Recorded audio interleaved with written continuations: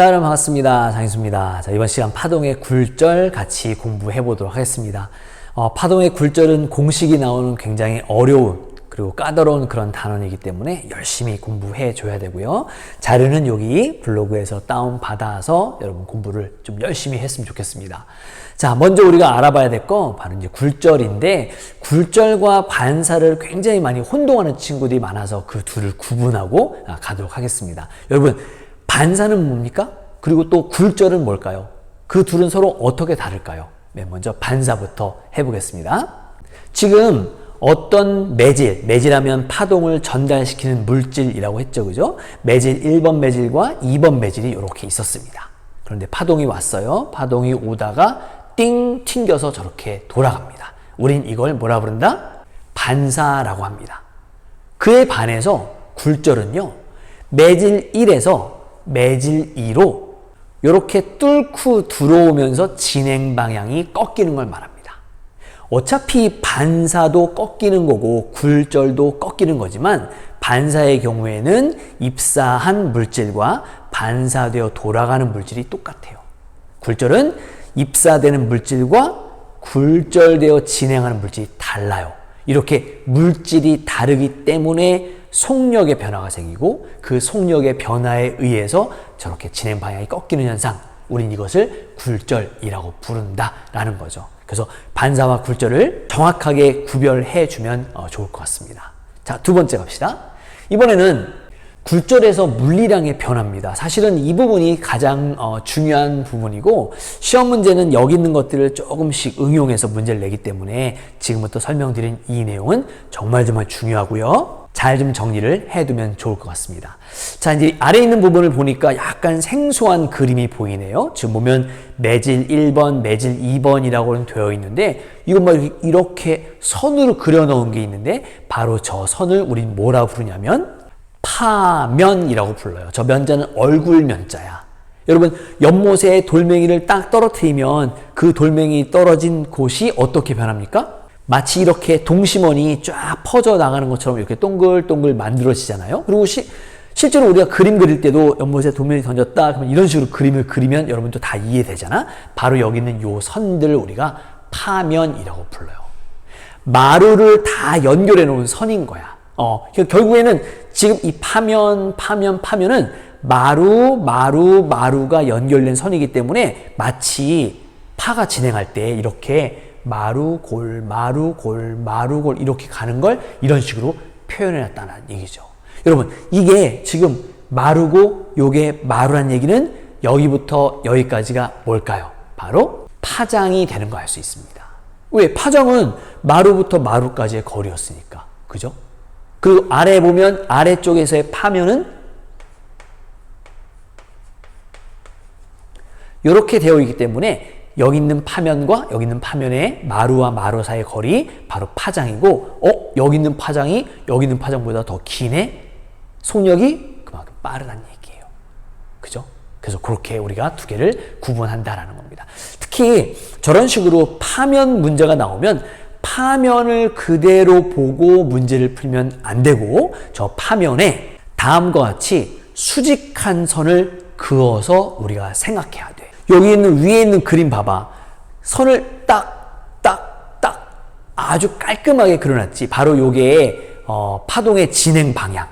만약에 저게 빛이 나면 광선 이렇게 우리가 광선이라는 개념, 파동의 진행 방향이라는 개념으로 그리면 훨씬 더 깔끔하고 정말 머릿속이 싹 이렇게 정리가 되는 그런 느낌이에요. 근데 아래처럼 이렇게 파면을 주게 되면 굉장히 많이 어렵게 준 거라서 우린 좀 더 수월하게 또 쉽게 생각하기 위해서 이렇게 수직하게 파동의 진행 방향을 그어서 생각하면 좋다라는 겁니다.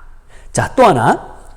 지금 이쪽에 여기는 매질 1과 매질 2의 경계면에 이렇게 닿아 있는 이곳이 있죠, 그죠? 거기에 이렇게 수직선 하나 그리겠습니다. 우린 이 선을 법선이라고 부르는데, 파동에서는 저 법선이 굉장히 중요해. 왜냐하면 일반적으로 우리는 지금까지 각을 잴 때, 각을 쓰거나 표현할 때 여기서부터 이렇게 각을 썼는데, 파동에서는 저 법선으로부터 이루는 각, 법선으로부터 이루는 각을 표현한다. 위에 있는 걸 세타 1, 아래에 있는 걸 세타 2라고 한번 불러볼게요.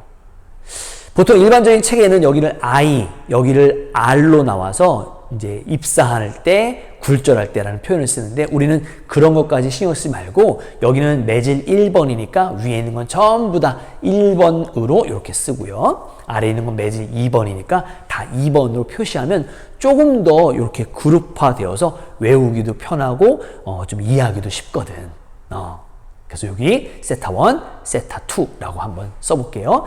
자, 여러 가지 한번 용어들 정리해 보겠습니다. 지금 보면 입사광선, 반사광선, 또 요거 굴절광선, 그리고 여기에 이렇게 법선 그으면 요게 입사각, 요건 반사각, 요건 굴절각이라고 불러요.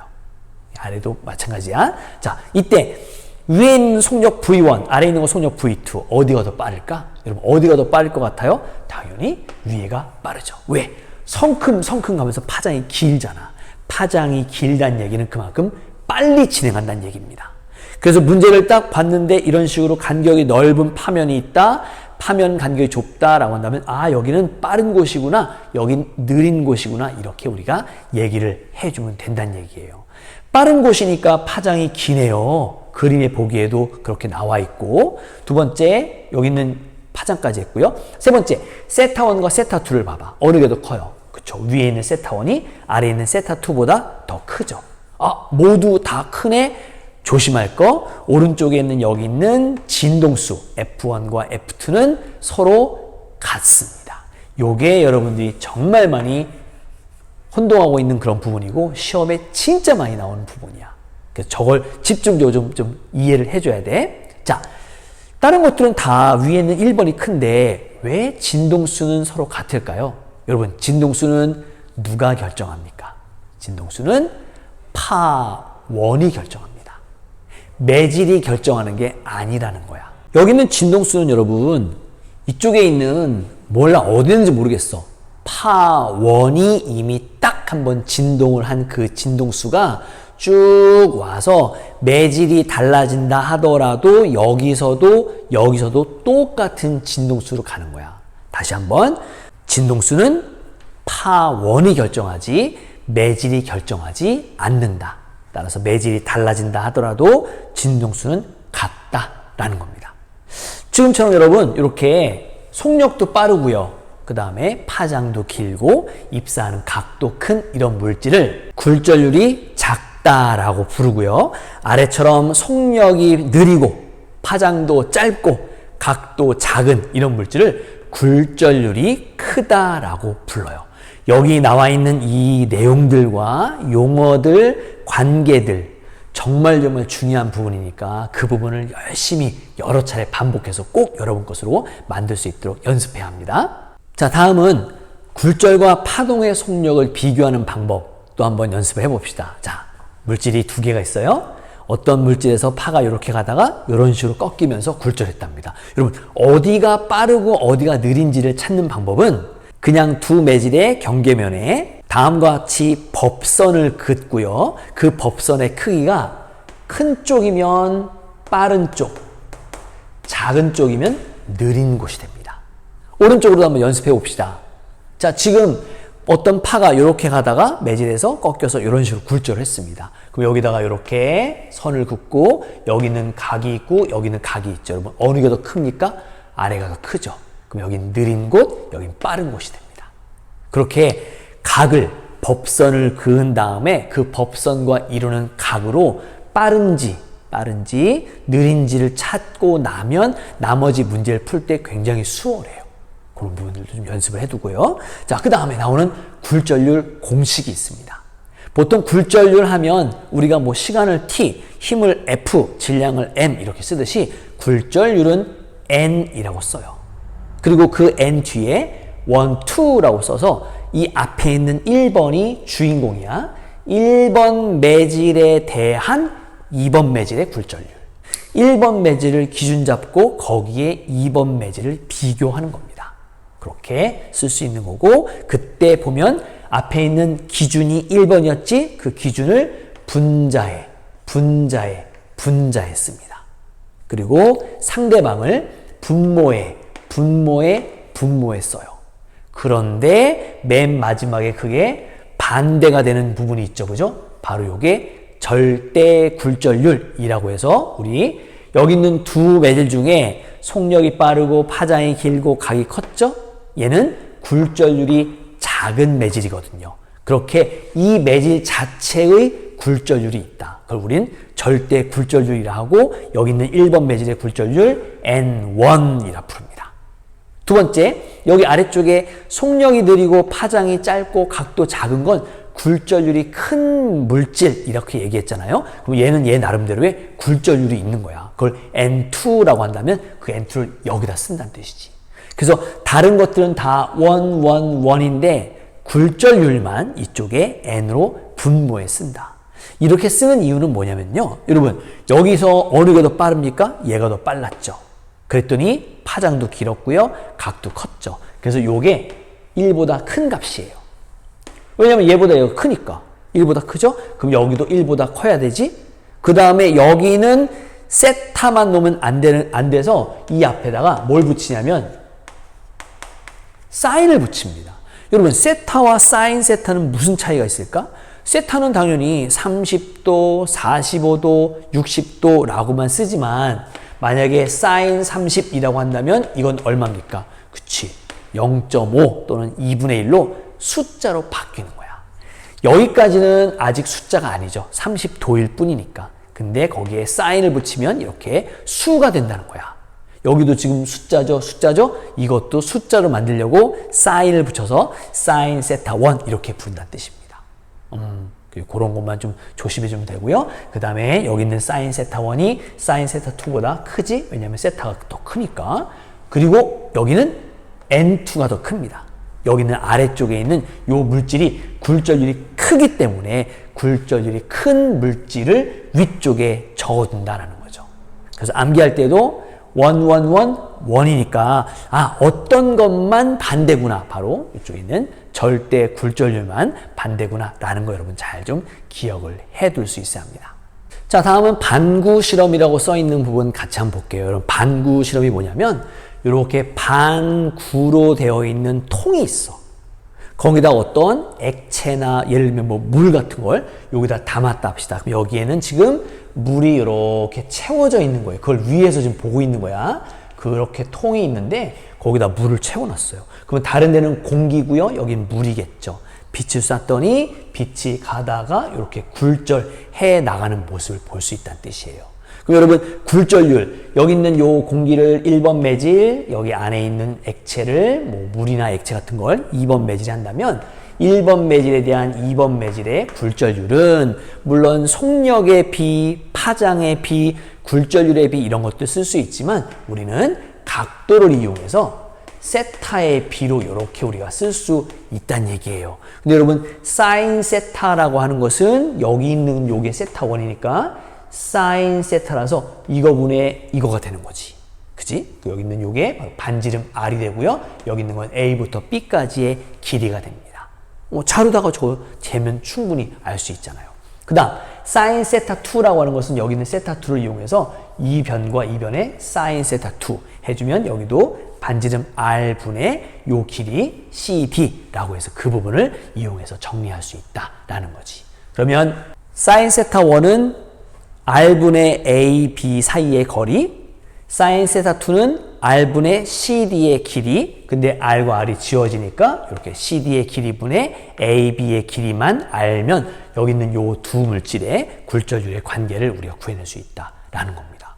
그래서 많이 측정하기 힘든 어려운 그런 굴절에 대한 내용들도 이와 같은 실험 장치를 이용하면 길이만 잴 수 있으면 굴절률이 얼마인지 알 수 있기 때문에 이 부분을 이용한 시험 문제도 충분히 나올 수 있거든요. 그 부분도 꼭 좀 정리해 두도록 합시다. 자, 6번 이제 생활 속의 굴절 현상입니다. 소리의 굴절. 소리는 음파기 때문에 쭉쭉쭉 공간을 따라 퍼져 나가는데 지금처럼 이렇게 한낮이야. 한낮에는 햇빛이 뜨겁기 때문에 여기 있는 땅은 그 햇빛을 온전히 다 받고 온도를 확 높이니까 바로 그 땅 위에 있는 공기는 온도가 높고요. 위로 올라갈수록 온도가 낮아요. 고온하면 막 뜨거운 느낌 들지만 어쨌든 온도가 상대적으로 높고 올라갈수록 상대적으로 온도가 낮거든요. 서로 다른 온도의 공기는 소리가 전달할 때 그렇게 속력이 변하기 때문에 굴절이 일어나서 이렇게 낮에는 소리가 위쪽으로 휘어져 올라가는, 그래서 낱말은 새가 듣는 그런 것도 소리의 굴절로 이해할 수 있고요. 두 번째, 여기 아래쪽에 물 있고요. 위에 공기가 있는데 물속에 있는 물고기가 우리 눈에 보입니다. 여러분, 보인다는 것은 무슨 뜻일까? 그 물체에 반사된 빛이 내 눈으로 들어오면 보이는 거죠. 물속에 물고기가 있다는 건 그 물고기에서 반사된 빛이 우리 눈으로 들어온다는 얘기인데, 지금 물과 공기이기 때문에 그냥 직진하지 못하고 이렇게 꺾여서 들어오죠. 우리 눈은 그냥 여기서부터 쭉 여기 물고기가 여기 있나 봐 라고 이렇게 착각을 합니다. 그래서 원래 실제로 있는 물고기의 위치보다 살짝 떠 보이는 그런 느낌이어서 이걸 우리 떠 보이기 현상이라고 부릅니다. 자, 세 번째, 신기루예요. 신기루 하면 여러분 사막에서 막 정말 오아시스 막 있어서 가보면 오아시스 사라지고 막 이런 거잖아. 저 멀리 있는 나무에서 이렇게 반사된 빛이 우리 눈으로 오는데, 여기도 사막이기 때문에 굉장히 여기는 온도가 높고 여기는 온도가 낮잖아요. 그죠? 그러면 온도가 서로 다르기 때문에 빛이 굴절해서 우리 눈으로 들어옵니다. 우리 눈은 빛이 이렇게 왔구나 라고 생각하지 못하고요. 빛은 직진. 그 마치 여기에 뭐가 막 있는 것처럼 보이는 거야. 그래서 여름에 아스팔트에 보면 막 무슨 뭔가 이렇게 알랑알랑거리는 그런 것들 있잖아요. 그런 것들도 다 이런 신기루로 보이는 거다. 빛의 굴절 현상. 자, 마지막 렌즈입니다. 렌즈는 뭐 여러분 많이 알고 있는 거니까, 볼록 렌즈 같은 경우에도 빛을 굴절시켜서 이렇게 한 점에 모이게 하고 그걸 이용해서 다양한 우리가 광학기기를 만든다라는 것까지 알 수 있어요. 오늘 이 시간에 배웠던 굴절에 대한 내용을 잘 이해하고 공부해 놔야 우리 다음 시간에 공부하는 전반사도 그래도 좀 쉽게 받아들일 수 있거든요. 그래서 많이 어렵지만 여러 차례 반복하면서 좀 정리해 두도록 하고, 중간중간 선생님이 이건 꼭 알고 있어야 돼 라고 말했던 부분들은 자꾸 반복하면서 여러분 것이 될 수 있게끔 그렇게 노력을 해 주시기 바랍니다. 자, 이제 기출문제를 풀 시간이죠. 기출문제 풀러 가보도록 하겠습니다.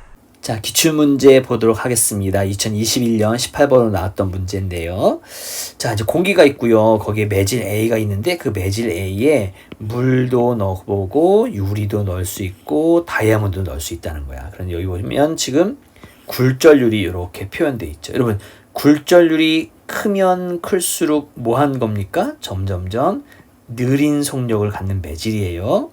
따라서 공기는 굴절률이 1.0 정도 되는데, 물도 공기보다 크고 유리도 공기보다 크고 다이아몬드도 공기보다 큰데, 지금 보면 공기가 제일 작고요. 그 다음이 물, 유리, 다이아몬드 순이니까 이렇게 공기에서가 제일 빠르고, 그죠? 그리고 다이아몬드에서가 제일 느리다. 그런 식으로 느린 순서, 빠른 순서, 요걸 보면서 우리가 알 수 있으면 되겠습니다. 자, 보기를 한번 볼까요? 보기를 보면, 자, 기억. 매질 A가 물이랍니다. 매질 A가 물이면 굴절은 어느 쪽, A 방향이냐, B 방향이냐 라는 거죠. 여러분, 지금 물은 굴절률이 1.33이니까 공기보다 굴절률이 크죠. 굴절률이 크면 느립니다. 느리다는 얘기는 법선과 이루는 각이 작으면 되죠. 따라서 여기가 각이 이거면 각이 작으려면 바로 여기로 와야지. 따라서 A로 온다 라고 해야 하는데 B라 했으니까 틀렸고요. 다음 뒤은 단색광의 속력은 공기 중에서보다 매질 A에서 더 크냐라고 했는데 아니지. 이렇게 굴절률이 크면 느린 매질이기 때문에 느리다 라고 얘기를 해야 합니다. 디귿은 여러분 요거는 전반사가 나와 있는 부분이라서 우리가 다음 시간에 이 문제를 기출문제 다시 한번 풀 거니까 이번 시간에는 풀지 않을게요. 리을로 바로 가겠습니다. 단색광이 공기에서 매질 A로 진행하는 동안 단색광의 진동수는 변하지 않는다. 여러분, 진동수는 누가 결정합니까? 진동수는 파1이 결정합니다. 매질 때문에 변하지 않는다 라고 얘기했습니다. 그래서 지금 보면 정답을 여기 있는 디귿, 리을로 해주는데 우리가 디귿을 풀지 않았으니까 그냥 리을만 맞는 걸로 하고 기억, 니은 틀린 이유만 잘 알아두면 될 것 같습니다. 자, 2022년 18번 문제입니다. 자, 그림은 단색광 P가 매질 1에서 매질 2를 간 다음에 매질 1로 진행하는 경로를 나타냈다라고 얘기했어요. 이 중에 물량들의 대소관계를 옳게 한번 찾아봐라 라고 얘기했는데, 지금 문제에서는 여기서 가가지고 매질 2를 거쳐서 매질 1로 다시 통과했지만 실제 문제에서는 매질 1과 2만 비교했기 때문에 우리는 지금 이렇게 가다가 여기까지 가는 것만 여러분 생각을 해주면 되겠습니다. 자, 지금 보면 여러분, 지금 매질 경계면이 바로 요거예요. 그죠? 매질 경계면이 이거고 거기에 수직하게 선을 그으면 바로 이렇게 선을 그을 수 있다. 너무 지저분하니까 다시 한번 써볼게요. 이렇게 매질의 경계면이 이거고요. 그 다음에 거기에 수직한 요게 바로 법선입니다. 법선의 형태는 매질의 경계면이 어떻게 나오냐에 따라서 다른 거니까 뭐 이럴 수도 있고 저럴 수도 있어요. 중요한 건 법선과 이루는 각을 볼 수 있어야 되고요. 법선과 이루는 각을 봐야 됩니다. 어디가 더 큽니까? 이쪽이 더 큰 걸 알 수 있죠. 여기가 크다는 얘기는 속력이 빠르구나 라는 걸 알 수 있습니다. 따라서 매질 2가 속력이 빠르다라는 거고요. 그러면 굴절률은요? 굴절률은 N1이 더 크죠. 굴절률이 큰 쪽이 느린 쪽, 굴절률이 작은 쪽이 빠른 쪽이니까 이렇게 쓸 수 있고, 파장은 당연히 속력이 빠른 쪽이 파장도 길고, 진동수의 경우에는 매질이 결정하지 않고요. 파1이 결정하니까 이렇게 같다라고 해야 합니다. 따라서 그 부분이 그대로 적혀져 있는 거 찾으면 되겠죠. 1번 틀렸고요. 2번도 틀렸죠. 반대로 돼 있고 3번은 같으니까 틀렸고 4번이 맞았으니까 4번을 정답으로 골라내면 되겠습니다.